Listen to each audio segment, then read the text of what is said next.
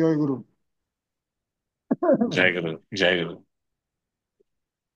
আমরা পরম প্রেমময়ের শ্রীচরণাশ্রিত হয়েছি। এই যে বিশেষণটা পরম প্রেমময়, উনি পরমের পরম প্রেম বিলান। প্রেমটা তো গাছে ধরে না, এটাকে অর্জন করছেন, অর্জন করতে হয়। ঠাকুর আমাদের শিক্ষা দিয়েছেন কিভাবে অর্জন করতে হয়। একমাত্র সেবার মাধ্যমেই প্রেমটা অর্জিত হয়। যত পারো সেবা করো, কিন্তু সাবধান, সেবা নিতে যেন ইচ্ছে না হয়। আমি প্রেম বিলাবো, প্রেমের মাধ্যমে আমার রিটার্ন আসবে, সেটাই হলো আমার প্রাপ্তি।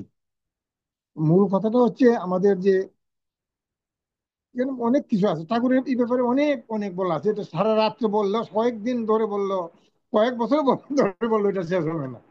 একটা বাণী যদি ব্যাখ্যা করা যায় তো সময় দেখা যায় খুব কাছাকাছি সময় হয়েছে। মূল কথাটা হচ্ছে আমাদের যে আমরা সব সময় ওই যে প্রেমের ইয়েতে আমরা ডুব দেব।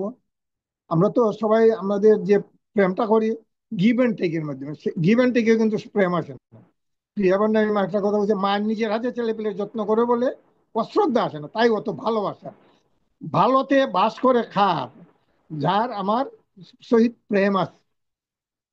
সন্তানের প্রতি মায়ের যে প্রেম, সেটা সন্তানের ভালোতে মা বাস করেন।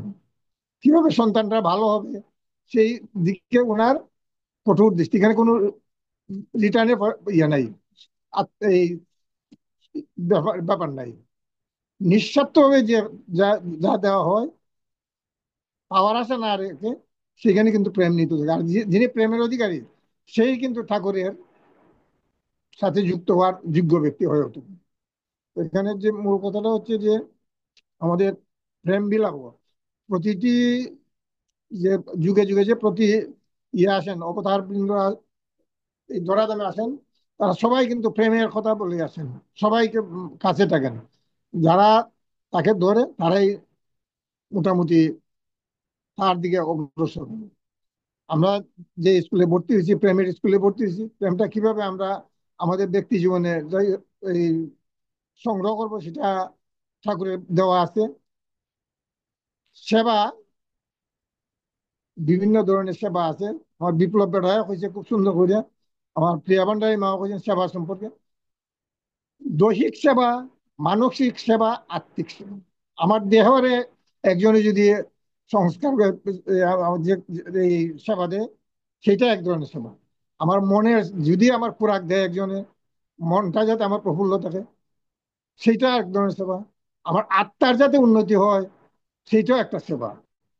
যে সেবা মানুষকে ঊর্ধ্বমুখী করে দেয়, সেটা হচ্ছে প্রকৃত সেবা। যে সেবা ইষ্টনিষ্ঠ জায়গায়, সেটা হলো প্রকৃত সেবা।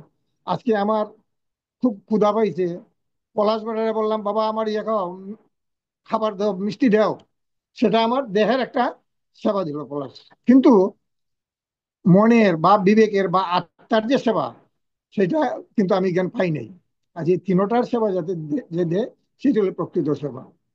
এখানে এটা যে হইলো আমাদের আর্য কৃষ্টি বিধানের একটা কথা আছে, ঠাকুরের বলা আছে যে ধর্মদানই হচ্ছে প্রকৃত সেবা।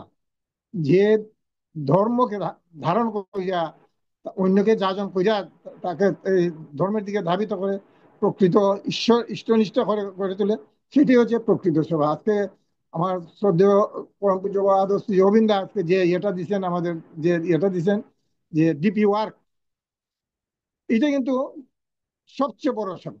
মানুষের দ্বারে দ্বারে গিয়া তাদেরকে ইষ্টমুখী করে তোলা, এটাই হচ্ছে প্রকৃত সেবা। এছাড়া যে আমাদের দেহের সেবা, এই মনের সেবা, এটার সে অনেক বড় সেবা হচ্ছে আমাদের যে ইষ্টনিষ্ঠ করে যদি আমি আমার যদি কেউ তুলতে পারে, আমি যদি কেউ তুলতে পারি, এটা হলো সেবা। সবার মঙ্গল ও সুস্বাস্থ্য ও দীর্ঘায়ু কামনা করে আমার বক্তব্য এখানে শেষ। জয় গুরু। জয় গুরু। আমাদের করুণা সুন্দর দাদা, ও, অত্যন্ত গুরুত্ববহ ঠাকুর কথা শুনলাম। আমরা আলোচনার একবারে শেষ পর্যায়ে আছি।